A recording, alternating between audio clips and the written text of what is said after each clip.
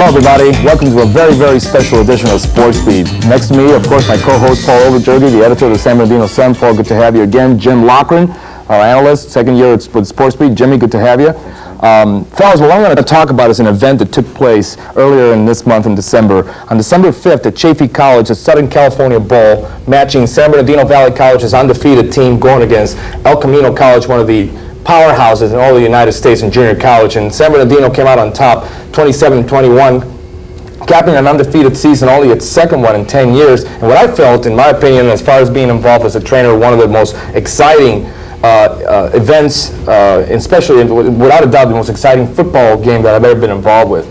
And what I want to talk about today, fellas, and I wanted to bring it up, is what Carl Farrell told me the other day. Was he made a statement about that players make great coaches, not so much coaches making great players. That's his theory in life. And I felt that this sophomore group that Valley College had this year really was a very, very special group. I wanted to get their perspective. Let me give you some statistics. This sophomore group never lost a game at home in 2 years, never lost in their blue uniforms, and won back-to-back championships, and wound up just last week being named the national champions in small junior college, community college in the United States. Some incredible feats, and we're very lucky to have with us 5 of those members of the San Bernardino Valley College team. We're going to get a chance to get their perspective on this past terrific season. To our right over here, we have a wide receiver, Eddie Pratt, number 11 from Alabama. Eddie, good to have you here. Nice to be here, Mike. An all-conference receiver, if I may add, and to my immediate, well, actually, that's my right, this is my left. To my left, we have Craig Newsome, cornerback from Eisenhower High School, all-conference, second year in a row, all-state, and very happy to say he was named the All-American at junior college at his position. Craig, good to have you here. Nice to be here, and fellas, you know, let's start with Craig. Craig, you really had a disappointing ball game last year against Santa Monica College when Valley lost, and you were the first one to admit to that. You really turned things around this year and just had yourself just a phenomenal season. Everybody always patterns himself after somebody. You told me earlier, who do you pattern yourself after as far as somebody that you look up to in your position? Well, Mike, I look up to Ronnie Lott, you know, because he's a great player, you know. And former Eisenhower graduate, by the way. And, you know, I just look up to him because, you know, he's an idol, like, you know, to me.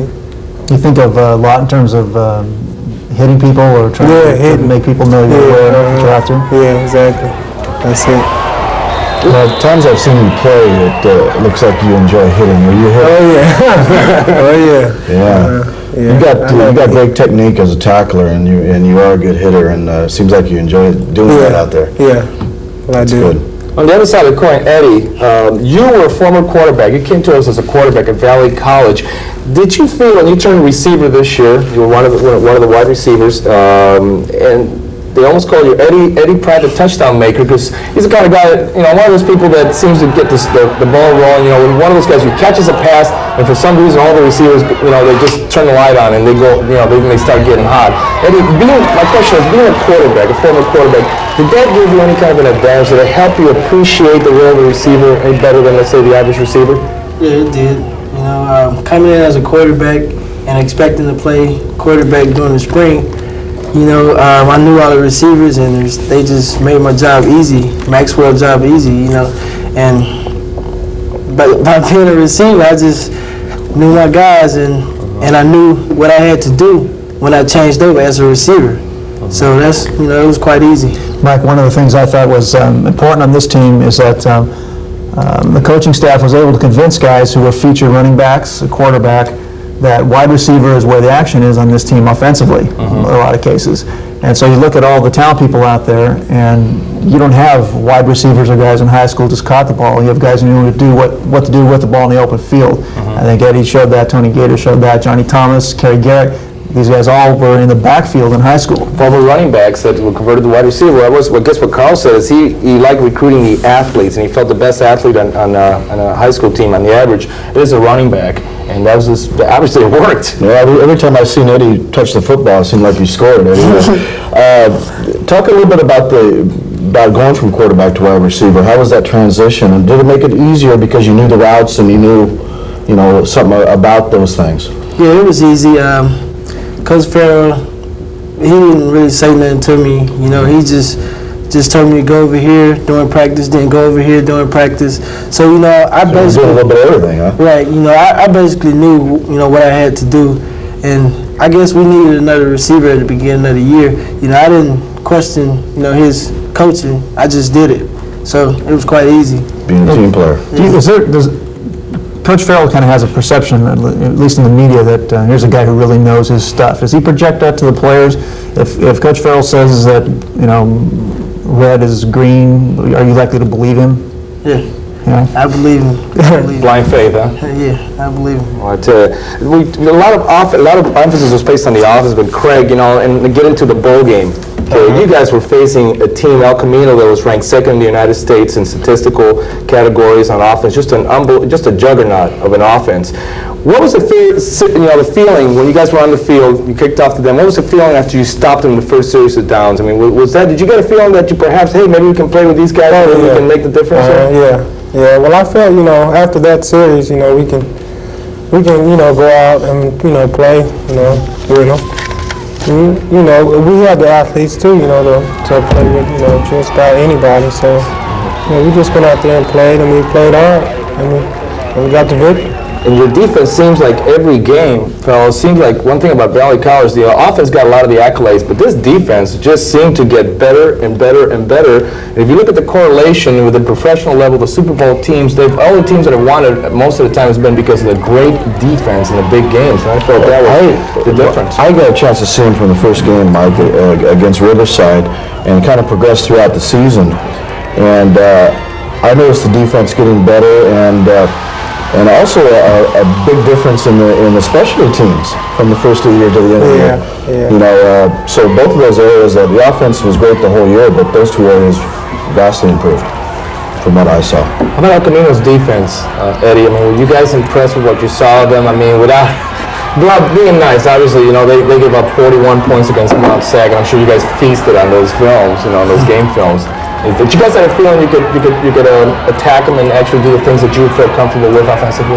Well, like Craig was saying, we could play with anyone, and the key was getting back to the basics. You know, they had a good defense. I respected their defense, but our offense can match up against anyone. And once we get back to the basics, I think we can go a long ways, which we did. Speaking of anyone, you never got a shot at Saddleback, which ended up on top of like every poll just ahead of you. Would you like to have seen a 12-game season, play them somewhere, anywhere? Yes. Yes. Most definitely. Yeah, definitely. Yeah. Well, I mean, had you seen them? Did you guys ever go look at them? Did you hear anything about them? Well, I think I seen film on them once. You know, I wasn't too impressed. You know, I felt, you know, like we could beat anyone, and I wasn't too impressed. So it's basically the feeling that you guys had. It's not so much, you know, you respect your opponents, but it's feeling that it's basically if you took care of your own business, everything would take care of itself. Yeah, Craig. Right. Yeah. Exactly. Craig, speaking of taking care of business, I have a question I want to ask you. I mean, what made you think really a better ball player this year as opposed to last year? Because your turnaround was just phenomenal. I mean, you had a good year last year, but this year you're just phenomenal. I mean, you're just one of the top corners in the United States right now, very highly recruited. You just came back from a recruiting trip at the University of Tennessee with the Volunteers. We're recruiting you quite heavily. I mean, what made the difference? Well, Mike, I just worked hard, you know, on the off season, you know, on my drills, you know, lifted. Just, you know, basically what I just worked hard at it, you know, and then that, you know, gets better. So Was it all physical though, or was it a lot of it mental too? I know when I played college baseball, that first year to that second year was like night and day. yeah. Tell me about your mental side. Well,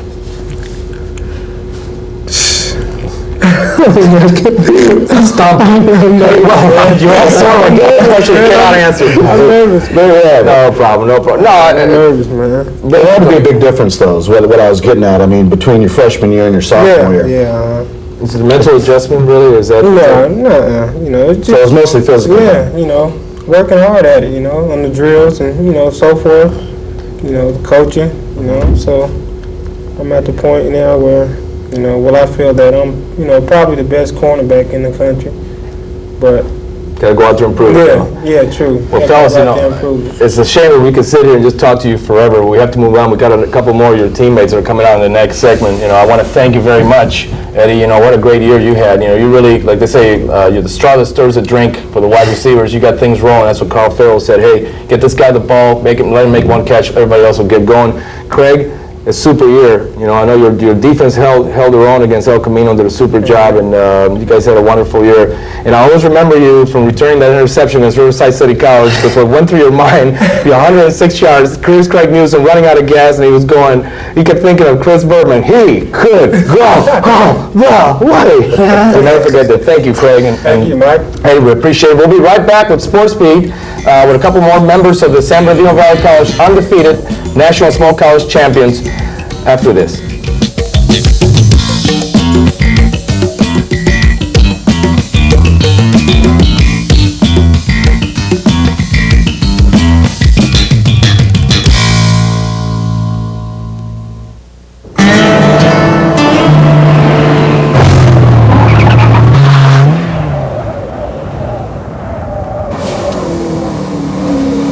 Excuse me, do you wear your safety belt?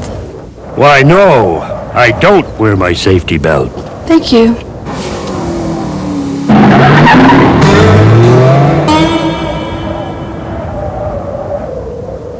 You could learn a lot from a dummy. Buckle your safety belt.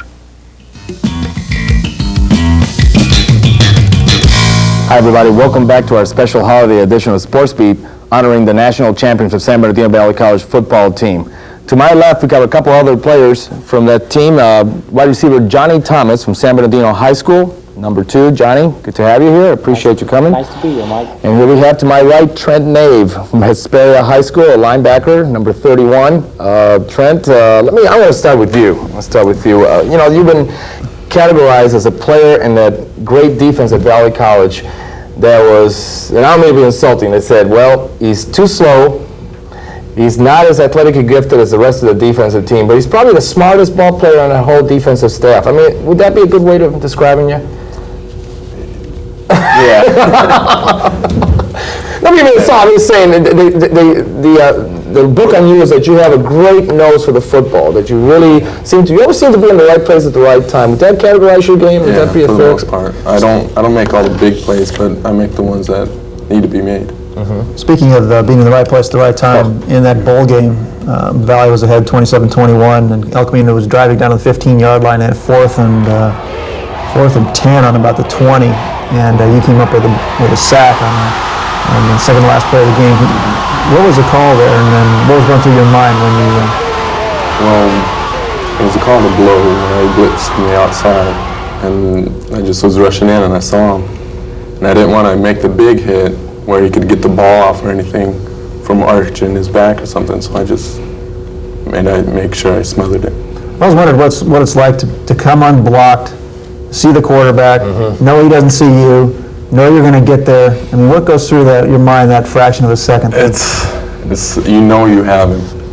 So I mean, everything's going through your mind already. You already got him. You won the game. It's just an awesome feeling. It certainly set off a major celebration on the sideline as soon as you and he hit the turf together. Yeah, A little premature, too. 15-yard penalties, I recall. You know, what's funny is that the quarterback at El Camino had been sacked. They have an outstanding offensive line. He had been sacked twice in previous 6 games, and San Bernardino Valley College sacked him 6 games alone. I mean, actually recorded sacks, not to mention that, you know, the rushes, etc. Mike, it seemed like the Valley College defense and in particular was putting pressure on the kid the whole day.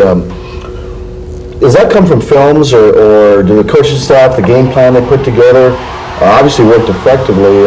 Did they get that right from the films, or talking to other teams, or how do they go about putting together a game plan for that? Well, all year long we've been kind of blitzing, stunning towards the quarterback, make them, we pressure them, they can't operate the way they're supposed to. So, we just kept to the same thing a little bit and did the same thing. If it ain't broke, don't fix it type of thing. Yeah. Just keep doing the same thing. Well, from what I could tell in the bowl game, the front 4 put so much pressure on almost by themselves that any kind of blitz was basically breaking the back of the offensive line. They had so much to handle with your big guys up front. Yeah. We have an excellent front 4. Now we move to the other side offensively. You know, Johnny, you seem like all year you made the big play. Okay, you're a big play receiver. It seems like what your type of game is that you will catch the ball and then you seem like you are able to bust it for another 15, 20, 30 yards. Case in point, you made it just what I thought was one of the biggest plays of the game when Valley College fell behind and you had just suffered a whiplash. You were a little bit dinged up from just a terrific hit when you caught a ball down the middle. And you came back, on the very first play, you caught a swing, sort of like a quick pass, quick out, and you went and started cutting back, almost cutting back yardage, and then all of a sudden you saw some opening and took off. Is this something that you just, is it something that comes natural to you? Is it because you're running back ability, hadn't been a running back in high school, or is it something that you study the game films and know what kind of speed you have to deal with in each instance? Well, first of all, let me tell you, our offense is very cocky. And when we touch the ball, the only thing we think is score. And that's all I thought. First priority, you think you can score every time you touch it? Every time we touch the ball, score. We have 4 of the best wide receivers and two quarterbacks that you can ever have. So while we're on the field, the reason why we have so many touchdowns and so many yards is every time we touch the ball, we're going to score. We're going to score. We're going to try to score. Do our best to score. Came from the coach. He made us cocky. So it's kind of like a confident type cockiness. You can, I say you're cocky if you can't back it up. But if you can back it up, that's really more confidence. And that's why we know we could back it up, because we show it on the field. Now, going back to Coach Farrell, who's your offensive coordinator, he talks about a read and react type receivers. In other words, it's not like a set pattern. You're going to run a post or you're going to run a curl or whatever. You actually read with the corner if he's playing you man-to-man or giving you some cushion, and you actually communicate with your quarterback. Is that how it works? Well, actually, I don't think any defense can stop our offense, because it's like you said, the read type offense. A quarterback, if they run 21, which is too deep and man coverage, our quarterback is taught to raise up and hit the slot receivers. So whatever happens on defense, we still have something to beat it. What happened in that game? You guys are up 14-0. Looks like you're going to cruise in. Maybe the defense is going to pitch a shutout. And the offense seems to go into the doldrums. Early on, you guys were throwing a lot of the little slant passes like the one. And then it seemed like it worked for 2 quarters. Well, because the quarterback really lost his mental strength. And, that's from our coach not, being able to talk to him, because the coaches usually talk to us, before to prepare us for the game. So the coach didn't really talk to the quarterback, which really blocked his lack of playing, and, he just fell apart. Johnny, talk a little bit about El Camino. They ran some strange schemes. I've never seen them before. Well, see, they try to really play us in bump, which really wouldn't happen if we were, the quarterback was reading us right. But the quarterback, like I said, had a bad game, and on. So did they try to run a lot of defenses just to confuse you guys? Yes, but we weren't fooled at all. Didn't look like it. Just bad, on the quarterback's behalf, but he's a great quarterback. When you on the play that Mike was referring to earlier, and my notes here, it was a 36-yard play, and it was like a 4-yard pass and about a 32-yard run. But if we put all the lateral yardage in, it's probably like 330 yards. I mean, does that ever occur to you that coaches are probably saying, we got to run east-west here, not north-south? I mean, you probably were behind the line of scrimmage at one point in that play. Yes. Well, at that time, I was thinking, after coming from that hit, I was thinking, well, I'm going to go out and make the big play. That's all I can do. We're behind. I have to make the big play. And I went out there and caught the ball and turned it up. That play took them down to the 9-yard line. They scored 1 play later. It's amazing, it's like here El Camino drives, and they score the go-ahead touchdown with 8 minutes or so to go in the game, and Valley comes right back, kickoff return, the big play by Johnny Thomas, and then Whitaker on a pitch and score. And I thought that really mentally just turned the entire oil of the game, the entire, momentum really switched. And then your defense made the great stand, and then Valley got the ball back again, and then they scored to take the lead, and then of course that led up to that gigantic play that you had, defensively, that how many times have you seen that tape? I was going to ask you. I got to ask you this. I've seen it about maybe 10 to 20 times, in between there somewhere. I lost count already. What about at night? With that night, when you went home, did you actually have a hard time sleeping? I mean, did you see that in your mind over and over in slow motion again? I slept good, but I was dreaming about it all night, just repeating it all night long. Terrific. Well, I'll tell you, that was just, talking about Alcoa, can we say the sponsor here? Okay, anyways, Alcoa fantastic finishes, boy, that was definitely one. You know, we want to thank both of you fellas. I know you're headed for a successful 4-year career. Johnny, I know you still have some decisions to make. You've been recruited by University of Oklahoma. Who else being fills in? Cal Berkeley, Arizona State. And you're also a very successful track athlete now. Yes, Is that something you're going to pursue in college as well? I might just, work out to build my speed back up and just kind of lay off until I really get my football career settled. Sure. To where, I might get the pros and then probably pursue it again. Is the NFL one of your goals? Yes. College degree first, though, right? College degree, you can always come back, but I'll pursue the degree first. Absolutely, good one. How about yourself, Trent? What do you got lined up for you? Anybody looking at you? A few schools, but they're hesitating to call. I got to wait around a little bit for them. Well, I get the feeling that there's where we'll be calling. Fellas, thank you so much. Super year. And when we come back, we're going to bring you the most valuable player of the Southern California Bowl, Tony Gaiter. We'll be right back.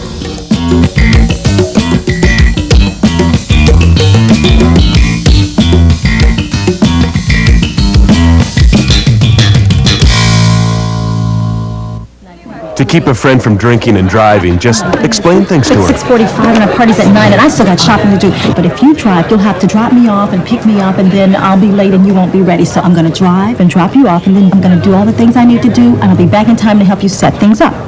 Okay? All right. Take the keys, call a cab, take a stand. Friends don't let friends drive drunk. Hello again, everybody, and welcome to our final segment of Sports Beat. And boy, what a rare treat. Does this guy talk? Does he actually exist? Is he really Superman? Does he actually just put on a uniform on game day? We have with us Tony Gaiter, the most valuable player of the Southern California Bowl of San Bernardino's victory against El Camino. Tony, it's a pleasure to have you here on Sports Beat. And the first question I want to ask you is, Coach Farrell didn't use you at tailback at the beginning of the year. You were a wide receiver, a wideout. Were you the one that came up to Coach Farrell and talked to him? And can you tell us a little bit about how that went? Well, I wanted to play. It was hard for me just to switch to receiver and everything because coming out of high school, I was a running back, and I didn't know what I was doing at receiver. I didn't know how to run the right routes and everything, and catching the ball. And I seen, the talent that we had. It was good talent and all, but I felt like I could run the ball too, But he felt like I was too small and everything, but he finally gave me a chance and everything. He gave me a chance, and I did okay, I guess. But did you bug him to death? Well, I did. I did bother him a lot. Gee, I can never figure that out. What is your favorite position on the field now that you experienced both as a tailback and a wideout? Do you have any preference, or you pretty much I like to play running back. Running back? You'd be more involved in the game. But as I was playing receiver, I left the game, with no injuries. But when you play running back, you leave it with a few nicks. But I like running back. You get more into the game, be involved more. Well, Coach Farrell, I think, put it pretty well. It was like week 7, week 8 that you finally got to play any kind of significant time at running back. Week 8. And in basically 4 games, he had 500 yards. As Coach Farrell said, some genius I am. It took him that long to figure it out. 9.9 yards a carry or something like that, the average? Holy cow. Almost 9 yards a carry. What I was impressed by in the bowl game was that you scored basically 3 different types of touchdowns. You had 3 of the 4 touchdowns. The first was kind of you got hit about 5 times. It was almost a power run, like something you expect from someone large. The second was, I think, pretty much a design play where you just jetted past someone. And the third was one of those, like Marcus Allen in the Super Bowl, where nothing's there and you came back. Do you remember those plays fairly clearly in your mind? Yeah, well, the first one, I believe they thought they tackled me, but they didn't. They were just hitting and everything, and they didn't wrap up. And I didn't believe, I just slipped through and I walked in the end zone. And the second one, that linebacker was just guessing because, when I came in the game in the backfield, half of the time I did run the ball, so I just, blitzing and everything. And I just cut back on the linebacker, and it was nothing but me and a free safety, and I beat him to the end zone.